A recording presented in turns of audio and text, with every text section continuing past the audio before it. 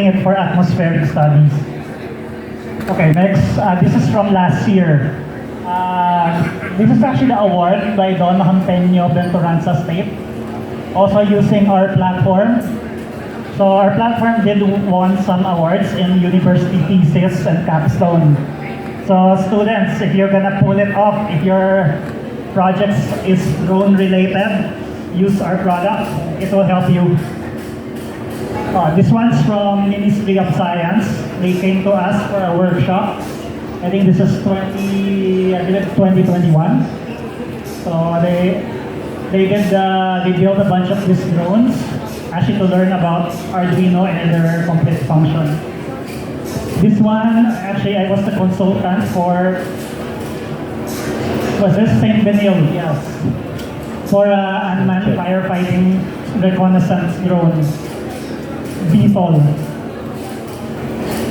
Okay, so what makes Arduino the board to go for?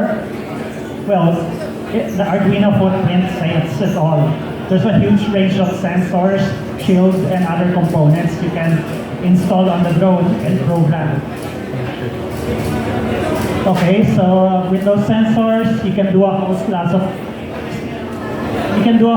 of things: thermal, radar, imaging, computer vision, atmospheric. So anything for data analytics, it's covered. And think of it, it's like an enterprise drone on a budget or something like that. DIY enterprise drone. So it has POC and mission mapping capabilities.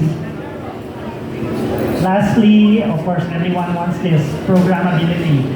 Most other drones, they're kind of like a closed system. You cannot tamper with it. But this one, we allowed you to tamper with the software because we want you to build a drone that is suitable to your requirement. So the thing is available as a kit. In fact, this boat was built using this one. So we'll be having kits like this if you want to build your own platform. So this is our lineup for this year, the STM ones and the version 2 of the Arduino. Alright, can we switch over to the desktop? I think I have a bunch of stuff there running.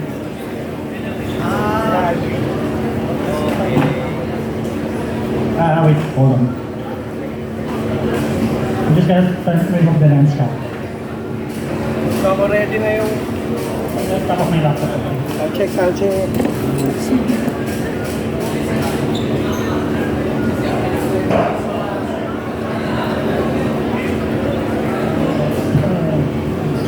Ready na yung mga volunteers natin na magtatapon. Punta na kayo dito. Sino yung gusto magtapon? Sige, yung mga gustong magtapon after ni Clifford, volunteer na kayo dito para sirain natin again. Guys, overall, this is the mission planning software.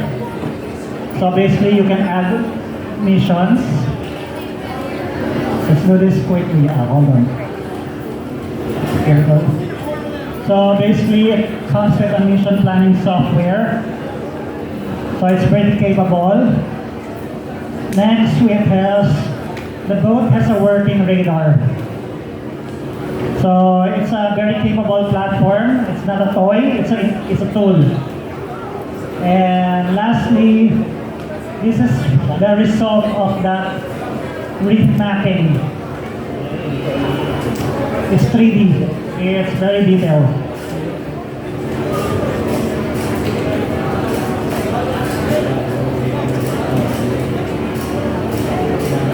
Okay, so that's the capability. Okay, let's follow up. Controls. So some of you guys asked, how do I drive this thing? Okay, so there are two ways. You can use a conventional radio, but in this case, we'll do something special. We'll use the tablet.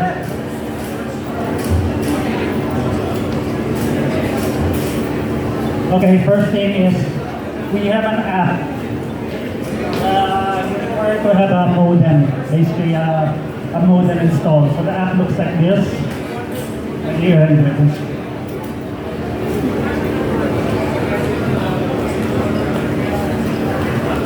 Alright, so you can see it has a controller.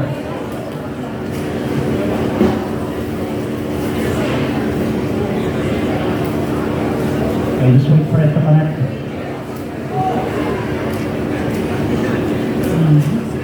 Hold on.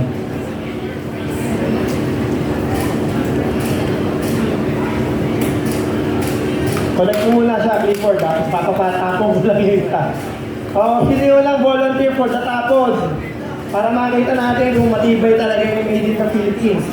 Pero bago yun, kung meron kayong imported dyan, made in US, made in China, made in Poland, made in Estonia, na gusto nyo isabay ng mga power bank or power station na kakagat sa draft test challenge. Pag bumagsak to, nasira, ibig sabihin hindi talaga magaling ang mga made in the Philippines.